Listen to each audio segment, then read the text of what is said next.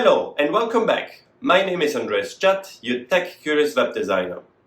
This video is a very exciting one as we build the post module, which is connected to the database, and we will learn a few core concepts of programming. First, let's have a quick look at how the database and Django are actually linked to each other. This is how a table in the database looks like. In this table we store our posts. Each row represents a post object, and each object has their unique ID number, a title and an image. To represent this table, we create a class in Django with the name post, which inherits its functionality from the models.model class, which is a built-in Django class dealing with the database. We add a title and an image property to this post class that define the field types in the database. We don't need to create the ID field, as this is something Django adds automatically, unless we tell it otherwise. This class represents now a database table, and when we run the migrate command, it creates this table in the database without the need for us to write any SQL commands ourselves, which is the programming language you need when dealing with databases. Django does this for us. This is called Object Relational Mapping, ORM in short. From this class, we then can create a post object, add a title and an image, and then save it in the database. This is an example of object-oriented programming, as we create here an object from a class. A class is a blueprint of an object. This can be a post in this case, it can be a comment, or a user profile object, which we create later on. Django itself already has a user table built for us automatically when we migrated the first time, and we created our first user object, the admin, with the command create superuser.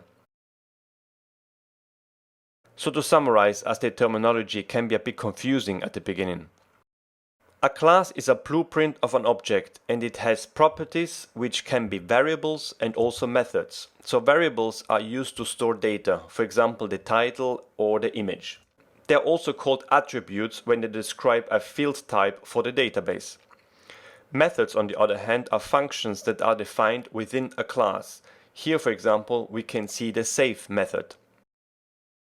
A class represents a table in the database. An object, on the other hand, is an instance of a class. So, for example, here the parenthesis after the post creates an instance of the class post, which we then attach to a variable post1. Post1 is an object now. Then we can add a title and an image to this object. And by saving the object, it will create a row in the database. Okay, let's have a look now how this looks like in practice. So let's head over now to our aposts folder. In here we'll find the models.py file. And here we add our post class. So to add a class, we just write the keyword class, then the name of the class, which is post. And because we're dealing here with a class which is connected to a database, we inherit the models.model class. Then colon.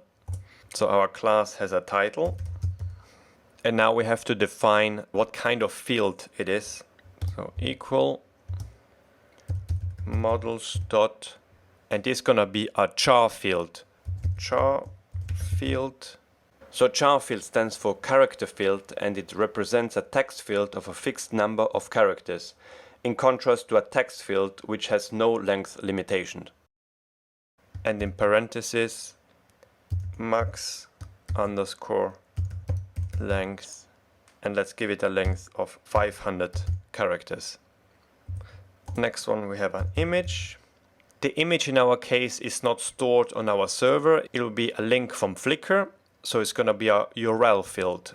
So equals models dot URL field, also with a max length of 500. Next, we also have a body. This is where we write our caption. And this is going to be a text field without any length limitation. So models dot text field, Next, we add a created property. This is going to be a date time field, which is basically a record when this post was created. So models.date time field, and we add auto underscore now underscore add equals to true. That means whenever this post is created, Django will add automatically the date and the time. And now I also will add an ID. So Django is adding an ID automatically, which starts with 1 and just increments by 1. However, it's not always great that the user of the website knows how many posts there are. So I want to add a bit of a different ID number. That's why I'm adding as an ID number a universally unique identifier, which is a number which it looks like this. So it's built up by numbers and letters and dashes as well. So let's get rid of this one here, and we write ID equals, and this is the field we're adding. So it's a char field with a max length of 100. We're using here the UUID module, which we have to import now. So we import it here, and here we're using the UUID4 version. This ID number is unique. It is the primary key. So this is the property with which we can identify this post. And we also set editable to false, so you cannot edit it once created. So our first class is now created. We will add more properties later on, but this is a good start for now. Save the file.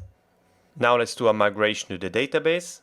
So in our terminal, make sure you have the virtual environment activated. You will see VNV in parentheses here. Then we write Python manage.py make migrations. So what this command does, it creates a file in our migrations folder, which in theory you can also edit before migrating to the database. So let's hit enter now. As you can see here, it created our first migration file here. So let's close the folder. We will not touch this file. So now that we have created this file, we can write Python manage.py migrate. Click enter. Now we have created the post table in the database. Let's check it out. Let's start up our server. So Python manage.py run server. Then we go to the browser. And we can write localhost :8000. Then we go to our admin login page /admin.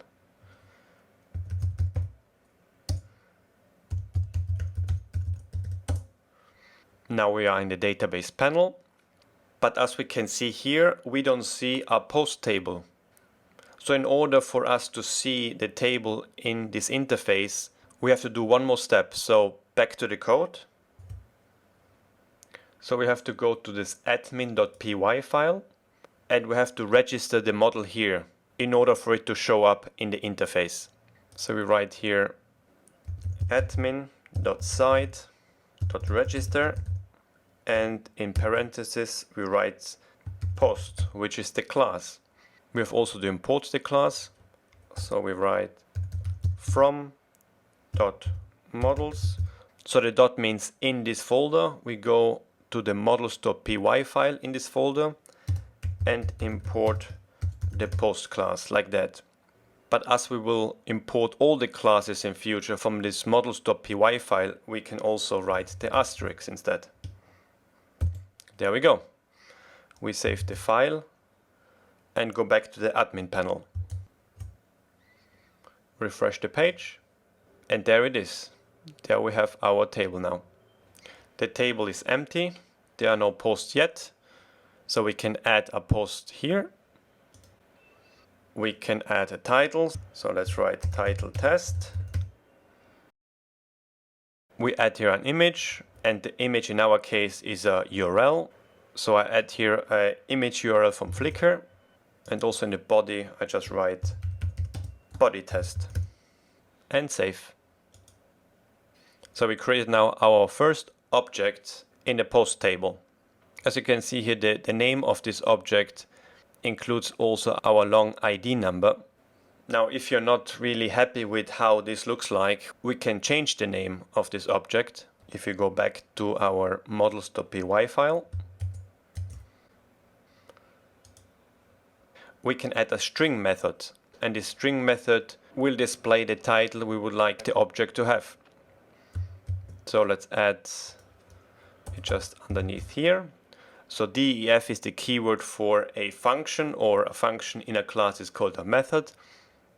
And this is a built-in function in Django, so underscore underscore, then the name and underscore underscore. We basically override it now. And what we're describing here is return the self.title. So self relates to the object itself, to the post.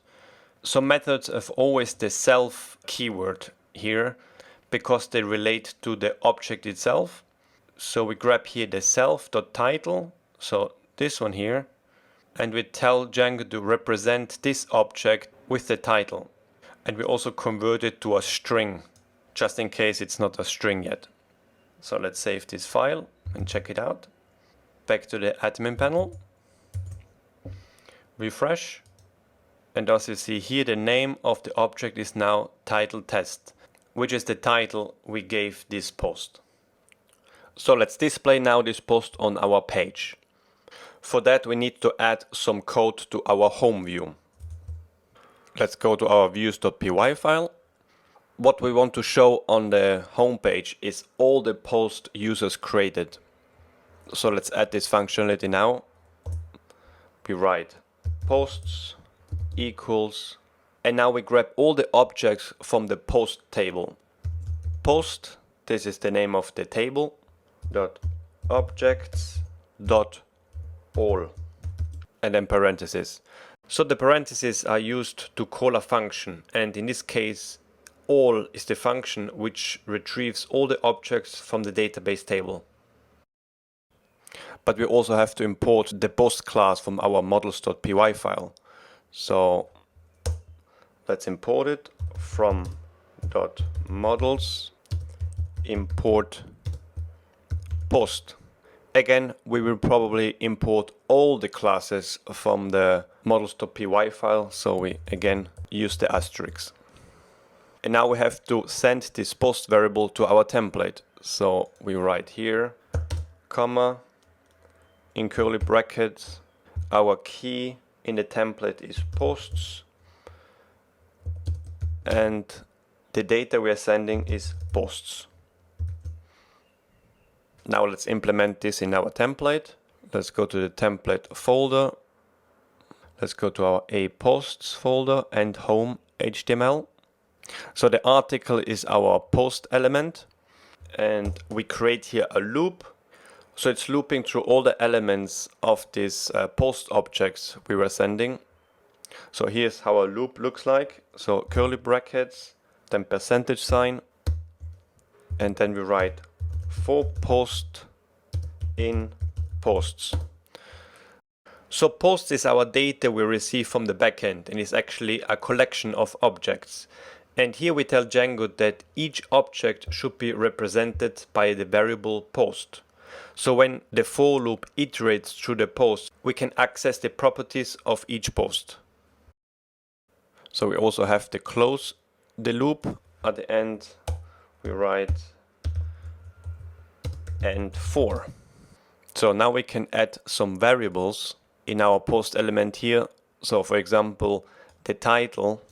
So the title is not more the string now, it will be a variable, and a variable we write with two curly brackets. So in this case, brackets, then post dot title. So we're grabbing here the title property of this post object. The same goes for the image here. We write curly brackets, post dot image. And we also have the body. which is here. Again, post.body. Save it, and let's have a look at our homepage.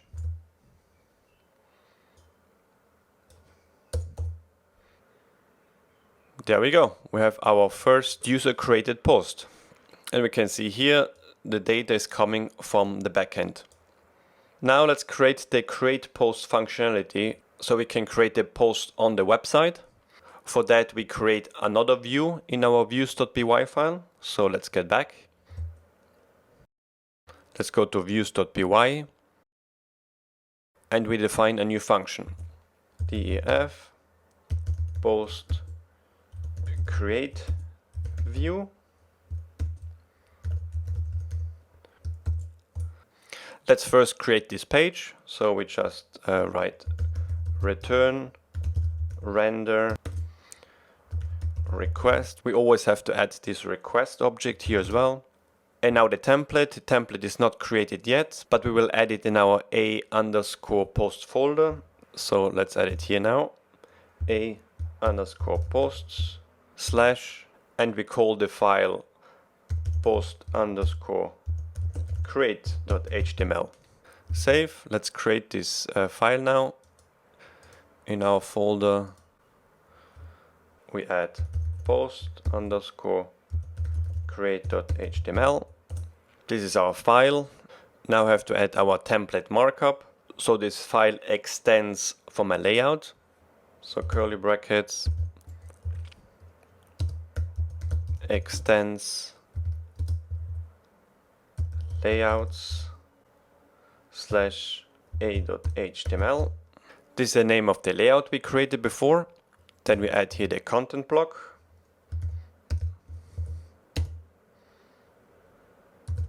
Block content.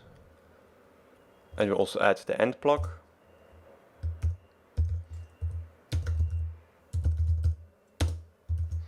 I created some code for this post create page. So let's go to our GitHub repository. So we go to github.com/ndjat/awesome. And here we go to the post create and grab the code from here and insert the code within this content block. There we go. So we have to add also the path now to this page. So let's go to our a_core folder, to the urls.py file. Here we create a new path. So we add a comma here, very important. And now we add the new path. So it's the domain, then /post/create and /. So we always add a / at the end here. Now we add here the view. So it's the post_create_view. And this view is automatically imported because we're using here the asterisk. And we give this URL now also a name.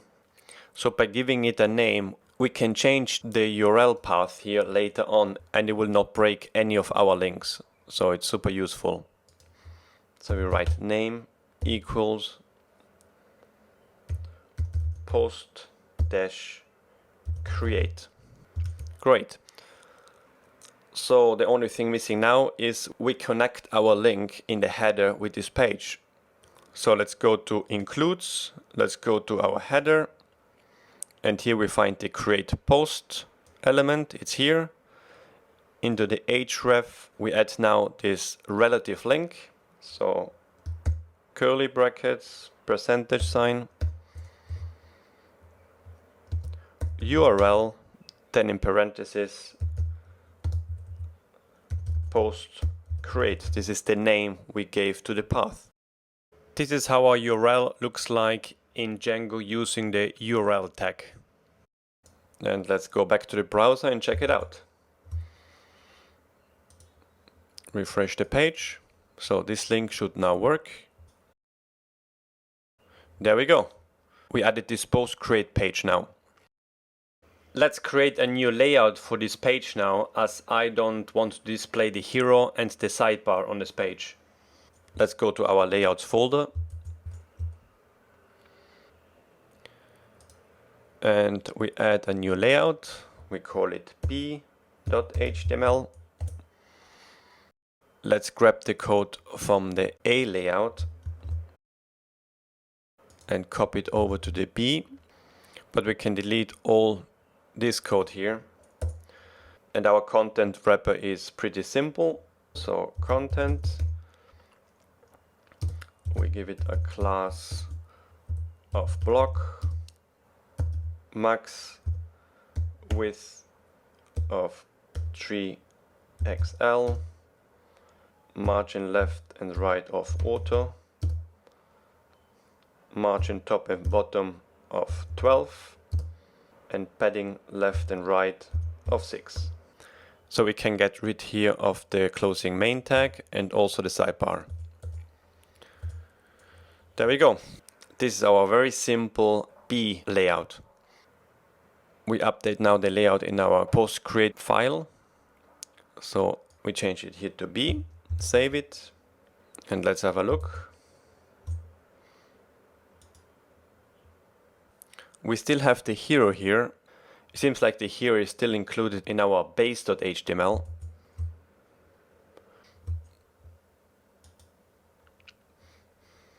We cut out this line here, which shows the hero, and paste it in our a.html file, like this. Save.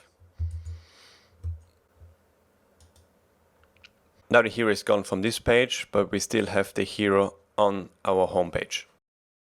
Okay, so now let's add the functionality to actually create this post from the website. Let's go back to our views.py file.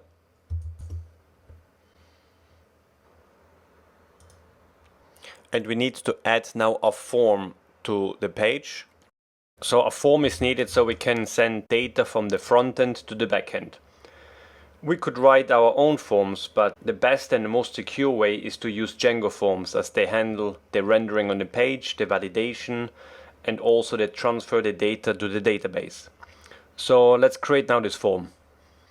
We write form equals, and we give it a name of post create form.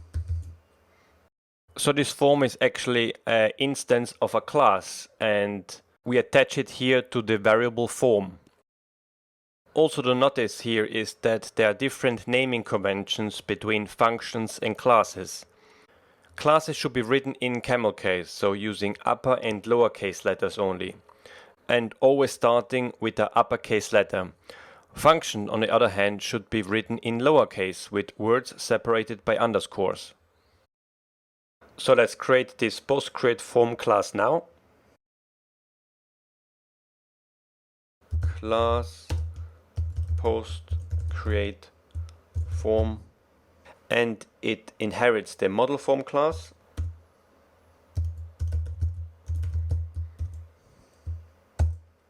So we have to import also this model form class from Django.forms. Import model form. There we go. Now within this class we add a meta class,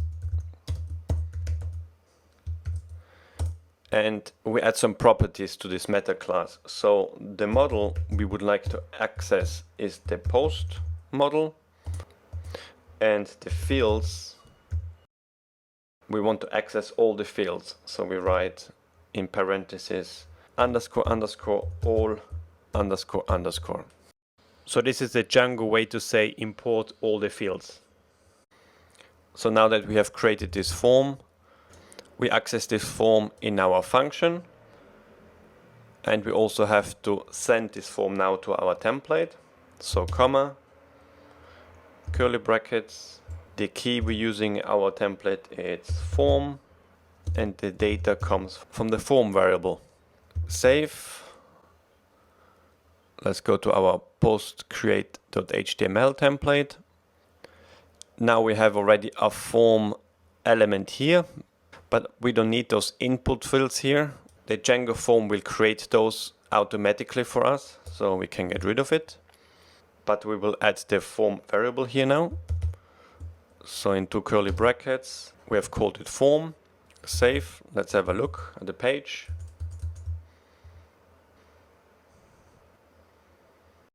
As you can see, it took the fields title, image and body from the table, but did not take the created field, which we can't edit anyway, and also the ID is ignored, as we cannot change the ID either. We can style it now a little bit further. So one thing we can add here is display this form with paragraphs. So I already styled the paragraph on my page, so it will look differently. So we can add .as p, so it will wrap the fields in paragraph tags. There we go. Now I would like to change here the name of the body element. I would like to have it say caption here and also have the text area much smaller. So let's go to our post create form. In views, and here we can add another property, labels equals. So here we grab now the body label, so body, and change it to caption and comma like that. And to make the text area smaller, we add the widgets property.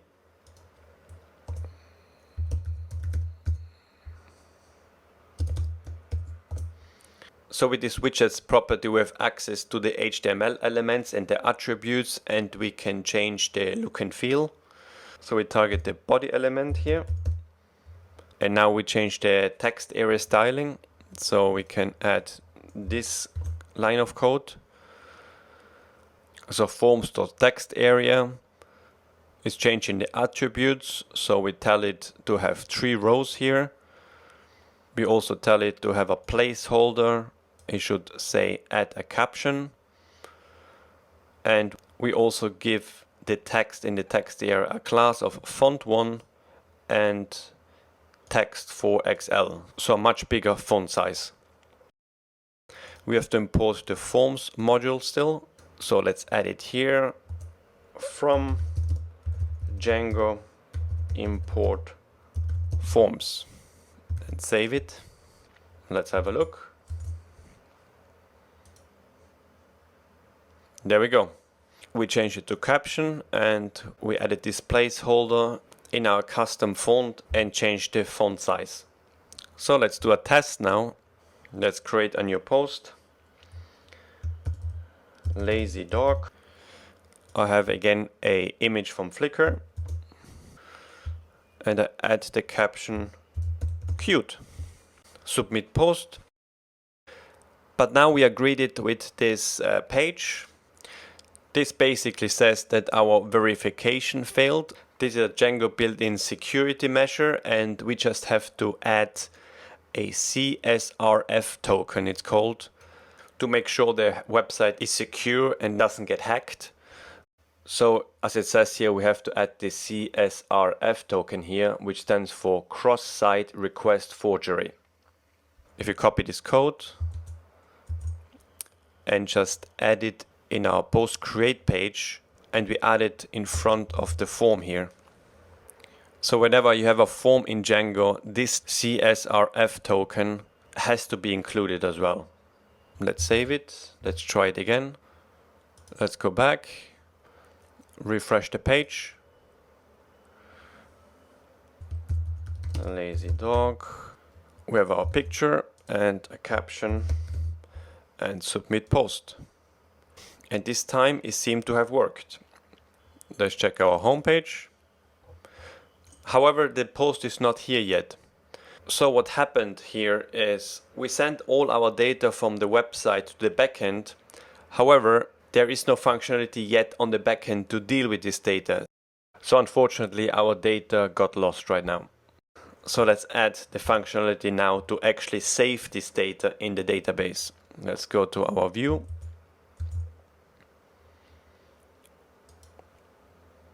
There is no functionality here yet to actually deal with the incoming data. So let's add this line of code. So we say if request.method equals post. So when we send data from the front end to the backend, it is a post request. And with this line, we check if we're dealing here with a post request method. So if it's a post request, we grab now the form equals post create form, and we add here request.post. So here we basically grab the form with the data which is coming from the post request. We also have to check if it's valid. If form dot is valid, so we just have to add form.save. There we go. So after the user submitted their post, what should happen? We redirect the user back to the home page. So let's say return redirect to home. So we have to also import this redirect module. This is also a shortcut, so we can just add it here. So comma redirect, and we're using here home as the path. We have to add the home as a name here to this path. So comma name equals home. All right, this should work now. Let's try it again. Let's go to create post. We again have the lazy dog, the image and the caption. Submit post, and we got redirected to the home page. And there we go, our lazy dog post is on the site. Now I would like to have the latest post actually appear on top. So let's change that. For that we go to our model. So let's go to models.py, and we add here a meta class meta, and a property of ordering equals, and then in square bracket parenthesis minus created. This created is a reference to this property here, and the minus just says I would like to display it in reverse order. So display the latest created first in the list. Let's check it out if that worked. Refresh the page, and there we go. Let's add a new post. So title I see you. Again, an image from Flickr, and a caption stunning. Submit post, and there we have our new post. Nice. So last thing for today, we have not implemented the cancel button here yet. So let's add the functionality of the browser back arrow. Let's go to our template, and we add here this code. So request.meta.http referrer. Save this and let's test it. And I click the cancel, I go back. Great. Well done. This is all for today. In the next video we will create a web crawler where we grab the image from Flickr and all the relevant data. See you at the next one.